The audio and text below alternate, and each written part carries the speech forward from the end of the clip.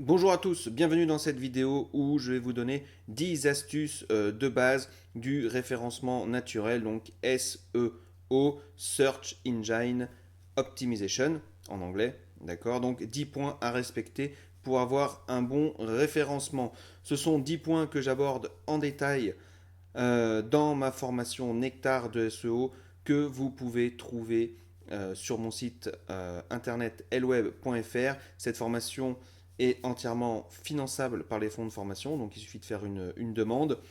Nous sommes là pour vous aider, donc n'hésitez pas à me contacter si vous avez besoin de faire une demande ou de faire quelques recherches sur mon site internet. J'indique tout et tout est dans la description de cette vidéo. Vous pouvez également la tester gratuitement, cette formation, pour voir un petit peu ce que ça donne. Donc vous aurez quelques vidéos à visionner et si ça vous dit, ben après vous pourrez la commander et vous serez tranquille chez vous pour vous former au référencement en naturel. Donc là, on va voir les 10 points à respecter pour un bon référencement. Mais d'abord, qu'est-ce que le SEO? Donc c'est le Search Engine Optimization, comme je disais tout à l'heure, c'est les compétences de l'optimisation d'un site web, en fait, sur les moteurs de recherche, soit Google, Quant, Yahoo, etc. Bing, etc. Donc c'est le référencement naturel, et par définition, il est gratuit. C'est euh, le contenu que vous allez mettre dans vos pages, d'accord? Il est totalement gratuit, parce que c'est vous qui le faites, et Google le référence ou l'index automatiquement. Donc le SEO a pour objectif de faire apparaître votre site ou vos pages dans les premières réponses des recherches effectuées par vos cibles, d'accord? Ce qu'on appelle les SERP de Google. Il sert aussi à générer du trafic de qualité et trafic, hop, ici. Il sert à générer du trafic de qualité sur votre site et générer davantage de prospects. Avec un S, c'est mieux. Ok? Ça, c'est pour le référencement naturel. Alors, comment être en première page Google? Il n'y a aucune formule magique. Il y a des méthodes, ça c'est vrai, et c'est ce que j'enseigne dans ma formation Nectar de SEO, mais Google reste le seul maître à bord, d'accord? Et c'est lui en fait qui va définir si vos pages ont du contenu qualifié et informatif, pardon. Et ça doit être hyper important. On le voit dans la formation, c'est que votre contenu doit être vraiment qualitatif si vous voulez que Google l'accepte, d'accord? Donc votre site, il doit être également bien structuré avec du H1, du H2, du H3. Il doit y avoir également une balise title. J'en parle dans une de mes vidéos qui s'appelle de la série Hell Web. Et pareil, je vous mets le lien dans la description. D'accord? Donc voilà. Mais il n'y a pas de formule magique. Par contre, il y a des méthodes à respecter. Il y a des façons de faire pour mettre toutes ses chances de son côté pour être en première page Google. Et ça, quelle que soit votre activité. Tout le monde peut avoir un mot-clé qui le place dans la première page Google. C'est hyper important de le savoir. Par contre, ceux qui vous disent c'est sûr, vous y allez sur des mots hyper concurrentiels, etc. Ça, c'est attention aux promesses comme ça. D'accord? euh, mais voilà, c'est possible d'être en première page Google si on applique certaines méthodes. Alors ensuite, quels mots-clés choisir? Alors le choix de vos mots-clés, en fait, il va être primordial. Il ne faut pas avoir beaucoup de concurrence sur ces mots-clés. Un mot-clé, c'est une chaîne de mots, d'accord? C'est pas forcément un seul mot. Donc par exemple ici, j'ai mis formation en ligne, création site web. Ça va être un mot-clé. Donc sur cette recherche, on voit qu'il y a 201 millions de résultats. Donc celui qui vous dit vous allez être en première page, c'est sûr, de Google avec un mot-clé qui a autant de concurrence, méfiez-vous. Ok? Par contre, si je cible un petit peu plus, donc avec formation en ligne, création de site web Annecy, par exemple, je donne une région, eh ben on descend à 1 million. Ok, donc là, c'est encore beaucoup, mais il y a peut-être quand même une chance, si la méthode est respectée, si votre contenu est de qualité, il y a quand même une chance d'arriver en tête. En tout cas, sur la première page Google. Donc, quel mot-clé choisir au final? Donc, pour être référencé rapidement en SEO, naturel, donc il faut espérer entre 50 et 150 000 recherches sur votre mot-clé. D'accord? On va dire ça c'est l'idéal. Et parfois votre secteur d'activité ne le permet pas. C'est le cas en tout cas dans ce qui touche au web, au digital, mais ça n'est pas impossible. Moi je suis, on va dire, j'ai des mots-clés, des pages avec des mots-clés qui sont dans la première page Google et même en premier dans la page Google avec des recherches à plus d'1 million ou 2 millions de recherches, d'accord. Et pareil pour certains de mes clients qui ont des mots-clés assez concurrentiels et qui sont quand même présents dans la première page Google. Donc, mais pour ça, il y a une méthode. Et je vous le répète, n'hésitez pas à aller faire un petit tour sur la formation gratuite, ça vous engage en rien du tout, hein. Donc on va voir maintenant les 10 points, maintenant que j'ai un petit peu dépoussiéré le contexte général d'un bon référencement naturel. Donc le premier point, ça va être l'indexation de votre site. Votre site, il doit être en conformité déjà avec les codes en vigueur, HTML5 et CS3. Alors HTML, c'est ce qui va permettre tout simplement d'écrire le contenu en fait de votre page web, et le CSS, c'est ce qui va le mettre en forme, ça va être le design. Okay. Donc il faut indexer son site sur les moteurs de recherche via la Search Google Console. Et vous indexez vos pages web via un sitemap. J'en parle également dans une vidéo. Je vous laisse aller voir ce que c'est. D'accord. Mais voilà, la première des choses, c'est indexer son site. Parce que si vous n'indexez pas votre site, Google, il ne vous reconnaît pas. Vous n'êtes pas inscrit chez lui, en gros. Google ou autre moteur de recherche, hein. Vous n'êtes pas inscrit chez eux, donc il ne peut pas savoir ce que vous donnez dans vos pages comme contenu. Okay, donc il ne peut pas vous référencer. Ça paraît simple. C'est comme un annuaire si vous préférez. Ensuite, il faut avoir une très bonne structure de site. Donc chaque page doit être structurée de la façon suivante. Un titre H1, un titre H2, 2 ou 3 titres H3. Jamais de H3 avant de H1. En gros, les H1, H2, H3, c'est des catégories de titres, d'accord? Donc du plus important au moins important. Je pourrais rajouter également qu'il vous faut une balise title. D'accord. La balise title, c'est pareil, j'ai fait une vidéo entièrement gratuite que vous pouvez retrouver. On va l'écrire tout de suite. Balise title. Donc ça, c'est la première balise. En gros, la balise title, ça va être le titre que vous allez, plus un titre H1, etc. Donc ça va être le titre que vous, quand vous allez faire une recherche sur Google. Vous voyez ici, je vous mets une image, une capture d'écran d'une recherche Google. Le titre, c'est celui qu'on voit en premier, qui est en bleu. D'accord? Donc la balise title, par exemple, c'est quand vous tapez sur le moteur de recherche, voilà, formation Nectar SEO. Donc voilà, ça ici Nectar SEO, la formation en ligne indispensable, tac tac tac. Ça c'est la balise title avec la métadescription, etc. Voilà, donc ça c'est important. Quand vous avez un site internet, vous pouvez le faire, que ce soit sur Joomla, sur WordPress ou sur autre, vous avez la possibilité de le faire. Voilà.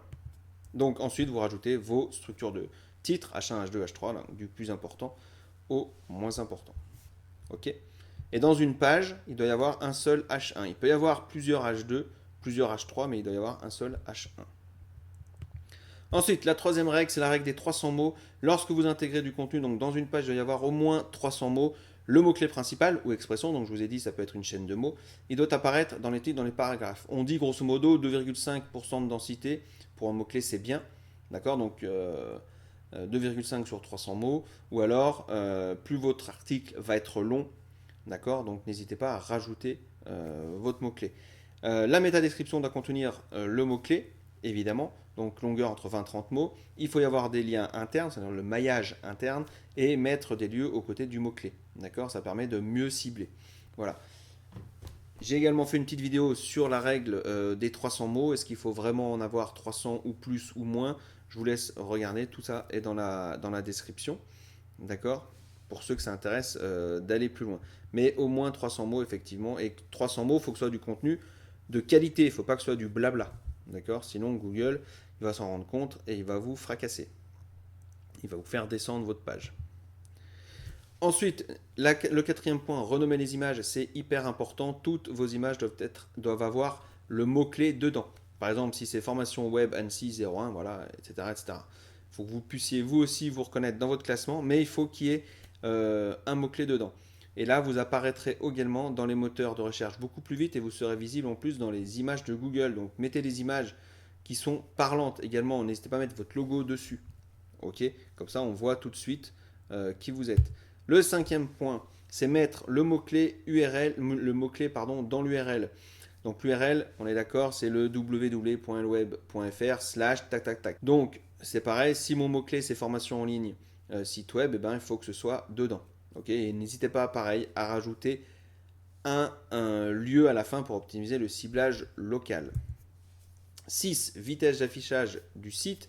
Donc il y a deux aspects à prendre en compte. Le premier, c'est que ça améliore l'expérience de l'utilisateur, surtout ceux qui sont en mobile, 4G ou 3G, on va bientôt passer en 5G, mais c'est hyper important que votre site se charge rapidement, sinon l'utilisateur il va partir du site, il va quitter et du coup il ne reviendra pas parce que ça va mettre trop longtemps à charger, parce que vos images sont trop lourdes, parce que plein de choses comme ça qui font que votre site ralentit.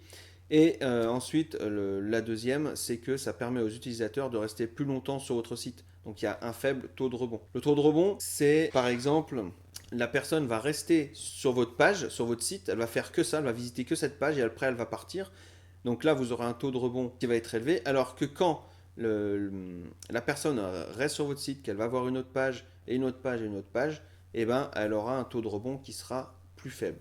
Pour Google, ça veut dire que votre site il est intéressant et que la page que le visiteur visite a répondu à sa demande et qui va chercher même d'autres informations sur votre site internet. Donc, ça veut dire bon site informatif qui plaît à l'utilisateur et ça plaît à Google. Ensuite, voilà, c'est ce que je disais. Donc, comment faire pour réduire le poids de votre page? Donc, ça va être notamment les images, les photos. Donc, utiliser TinyPNG pour optimiser vos images. J'ai fait une vidéo comment optimiser ces images. C'est pareil, je vous mets ça en description. Vous pouvez utiliser également la compression gzip que proposent la plupart des serveurs et choisissez un hébergeur de qualité. C'est ce qui va vous permettre d'accélérer votre site. Il faut avoir également un site qui soit responsive. Aujourd'hui, quasiment tous les sites le sont, mais on ne sait jamais. Enfin, surtout si vous utilisez WordPress, Joomla ou Wix, etc. Donc, c'est ce qu'on appelle le mobile friendly. Ça veut dire être ami avec le téléphone, littéralement. Donc, en gros, que votre site soit lisible et qu'il s'adapte à tous les appareils, que ce soit les tablettes, les smartphones, les écrans, peu importe. Il y a combien de taille d'écran. Que les liens des boutons soient suffisamment gros ou éloignés pour faciliter le tactile, d'accord, qu'on n'appuie pas sur un bouton puis que c'est un autre bouton qui se met en marche, etc. Ok, donc tout ça, il faut l'avoir en tête. Il faut que votre site, on l'appelle responsive. Le huitième point, c'est rédiger sa fiche Google Business. Vous voulez Google vous référence bien, il faut commencer à l'utiliser. C'est pareil, j'en parle dans ma formation Nectar de SEO. Je vous montre pas à pas comment faire. Ce qu'il faut savoir, c'est quand même que Google, c'est plus de 3 milliards de requêtes par jour.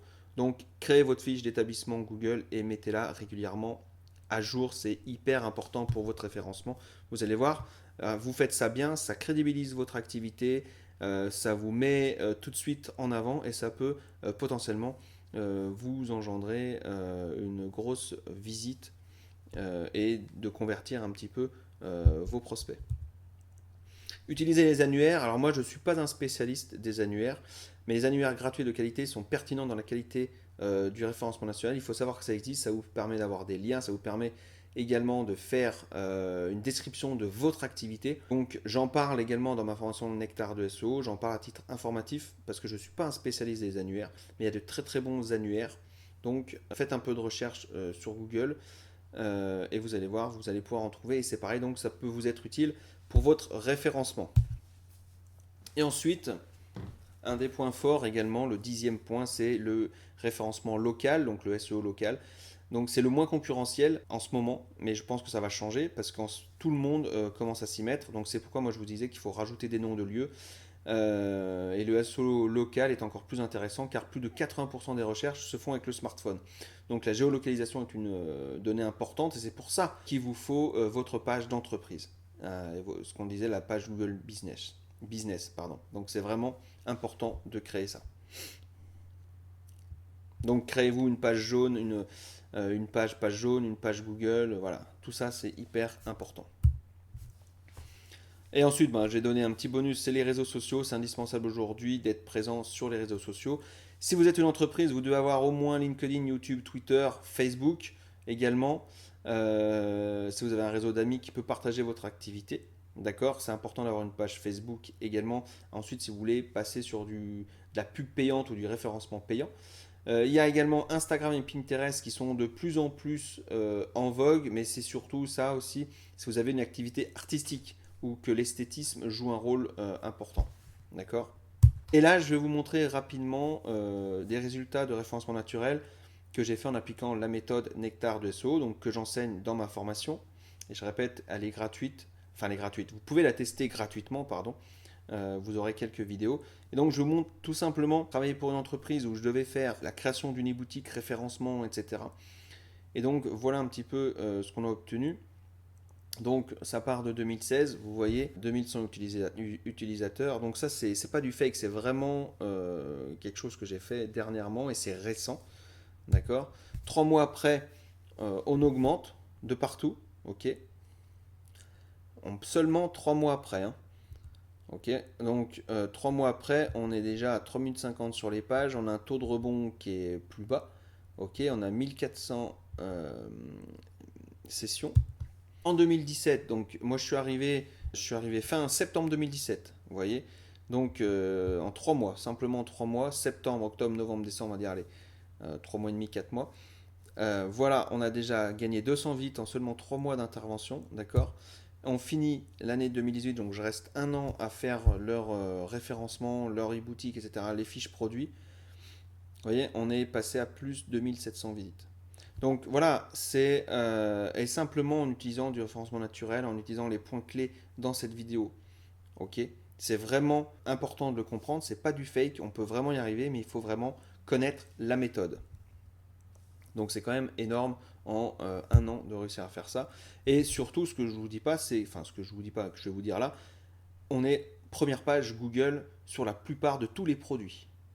Tous les produits qu'on a vendus, qu'on vend dans, enfin en tout cas que l'entreprise vend dans sa e-boutique, sont en première page Google et souvent en première position même. Ok. Donc c'est hyper important d'avoir sa méthode. C'est simple, l'entreprise, on a mis en place plus de 60 000 euros sur la boutique de chiffre d'affaires. D'accord. Alors c'est pas l'activité principale de cette entreprise, mais la mission elle est réussite. Et donc en 2019, eh ben, on est reparti à nouveau sur des bonnes bases. Ok.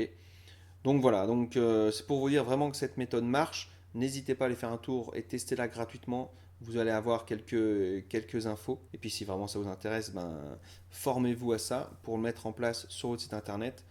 Et je le répète, c'est une formation qui peut être entièrement finançable. Donc n'hésitez pas à revenir vers moi, à me contacter ou à tout simplement lire les quelques articles que j'ai fait à ce propos. Pour tout ce qui est demande de financement, c'est très simple à mettre en place, ne vous inquiétez pas. Voilà ce que j'avais à vous dire sur les 10 astuces de référencement naturel.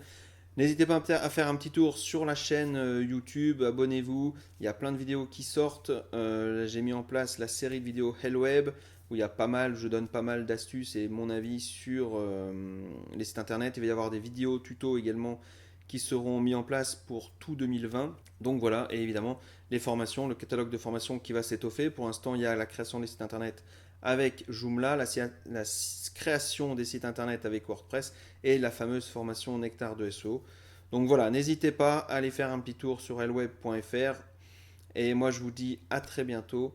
Je vous souhaite une très belle journée ou une très belle soirée, ça dépend quand est-ce que vous regardez cette vidéo.